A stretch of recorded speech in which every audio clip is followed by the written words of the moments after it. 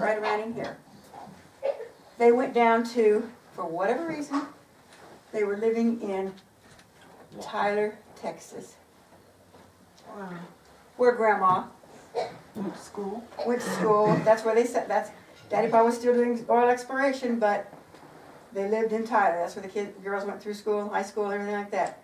Mom was 4 years older than him, so they probably didn't run the same circles. And I don't know what took them down there, probably economics, a job, or something like that. But they were living in Tyler, Texas. As they came across here, the Coxes ran out of Osceola and went down to Bonham, Texas. The Moores, now if you go to some of the maternal side, it's a little even southerner, it's Alabama and Mississippi and stuff like that. But the Moores basically came across this way too, but they ended up right in here. They were about 20 miles away from each other all the time. The Wilsons came across here to Missouri, to Missouri, and the Wilsons were in Appleton, Missouri. The Coxes were in Osceola, 21 miles apart. So it's like so close together, so close at all times. So anyway, Grandma, having left the University of Oklahoma, Texas, got out of Texas, and of course, where would she go? Riverside. Riverside. Grandma and Grandpa, and she went to work there in a title company, and from Tyler, the Moores went to Riverside because Leslie's mother, the lady we call Mama Stater, there's a picture of her on, in the wall in there, Mama Stater, she was the McCoy, Nanny B. McCoy, that's her maiden name. She married John Hurt. They had Leslie, a couple of boys, Ruth, Wilma, you know. But John Hurt died. She was a widow. Whatever the story is, she met and married a man named Stater. Anybody been to California and see Stater Brothers groceries? Yes. Yeah. Stater Brother. So the whole tribe up and went to Riverside. So Leslie and Paul followed her mother, brothers and sisters, to Riverside. So Barbara is working downtown, and she goes to the drugstore. Back in those days, the drugstore always had a lunch fountain, you know, a lunch counter and stuff like that. She go in there, and there's this cocky little cute guy back there singing songs to her and flirting with her and stuff like that. A soda jerk is what they called it. Remember, he's 4 years younger than her. And don't you think a topic of conversation was, really? Well, I lived in Tyler during that time too. Mm-hmm. Anyway, so they got to know each other. I think that because, again, maybe he didn't quite meet up, he wasn't educated. And but he was artistic and he could sing. he could sing, he sang to her, He's cute. and he's cute. But anyway, I have a fit, I didn't get yet. Well, he was always trying to protect his mother from... Yes, and Grandpa Moore was had a real problem with alcoholism, you know. Anyway, I think that he really wasn't approved of by the Wilson family too much. So Barbara, Or Mimi. or me, yeah. So Barbara left Riverside and came to Phoenix. Why Phoenix? I always thought, what made her? Then when I came through, finding out those letters and rereading those letters, remember, Daddy Pa spent a summer working in Phoenix for some man, you know, in between during school after between college years. So for whatever reason, he was there in Phoenix. Maybe he said, Try Phoenix. So she went to Phoenix. Well, guess who followed her out here? You don't get away that easy. Anyway, and so eventually, they were married, got kids. So are you doing that? Mom He told was me a that commercial she was artist for a while. So found And worked for Goldwater's. Works for Channel 3. Channel 3 as a Graphic artist. graphic artist, prop designer. And And then he was a fireman. That was before. That was Yeah. for rural fire. So she didn't meet him here in Phoenix, she met him in California. Yeah, I didn't know that. I thought followed her. he was a soda jerk here in Phoenix. No. I wonder why she was, do you think that she was just bowing to pressure for family? Yeah. Yeah, she didn't want But then why did she Pressure by them. relent then? Because she was out here on her own. to. She She's just on her own, and stayed she away. really did love him. She really was interested in him.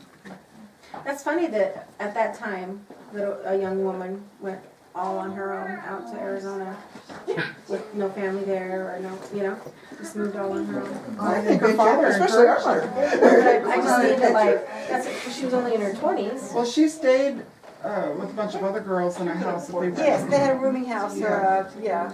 I mean, I I know still though, but for like a young early 20s woman to just move to another state with no family or connections or anything like that, it's interesting. It was one of the first.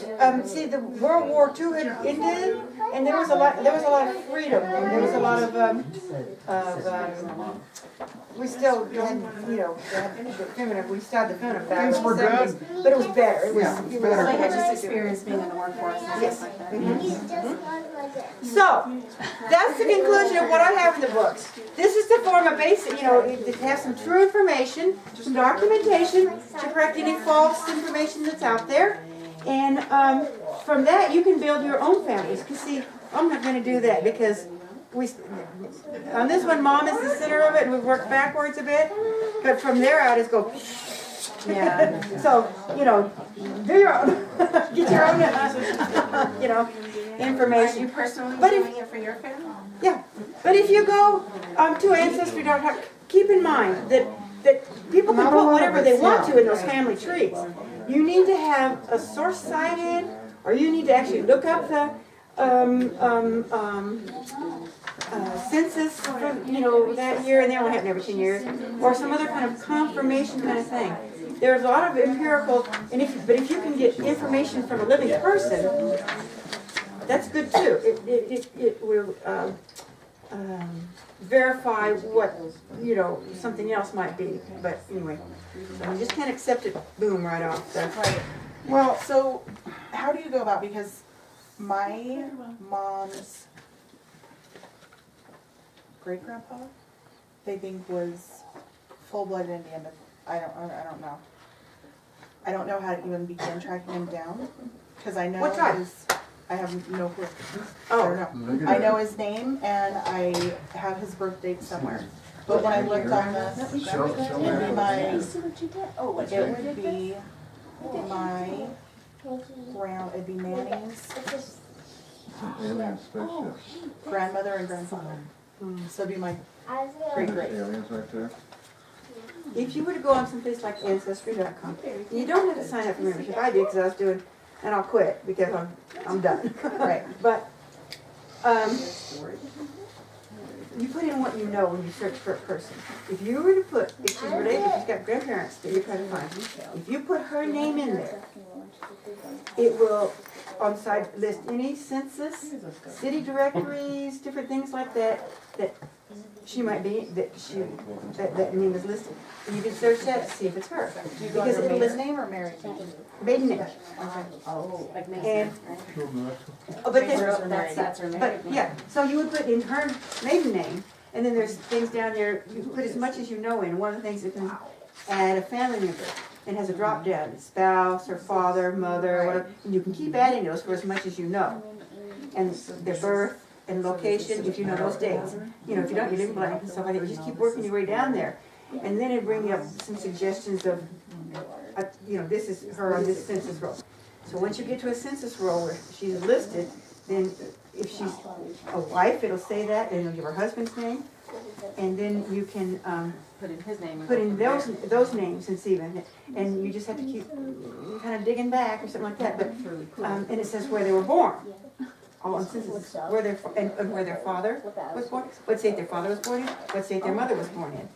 And so that's the thing, you write that down and you keep that in mind, so that if you get a trail that leads you to what you think is it, make sure that it's just the same state they were born in and different things like that, you know, you gotta kinda. But you have to sign up for it and like paperwork. They do like They have free, they have free 2 weeks, 14 days free, or something like that, so it's to get it. So then done that, There's so a goes daily back and book. some of that, you can get some information and stuff like that, but But for it is a this and for get this subscription, stuff, I signed up for a couple of months, so, you know, Yeah. but now I'll quit. So Debbie, where, our father's ancestry, John Moore, that was Ireland, right? Or, We don't know. Do we we don't know? know. They're going back to the mid 1800s, 1812. Too which bad. would have been in Is America. Ancestors.com free? No, I wonder why. no, it's $20, like $25 a month. Oh, So you just sign up for I a see few a months or something. bright future for you, Hank. I wonder Well, why. because you have to remember at that time, in the, like the 18, Artistry. between like, you know, a lot of 1780 and boats. 1830, All the wrong information. the whole South was settled by the Scottish Well. Irish, like the Scottish and Irish who were having civil war, all kinds of stuff in Scotland and Ireland.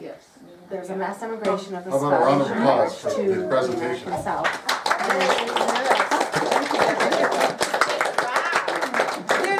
And there's some of the people we talked about, and the Here's original certificate for this. pictures, some of them are up here on the walls if you want to look at them.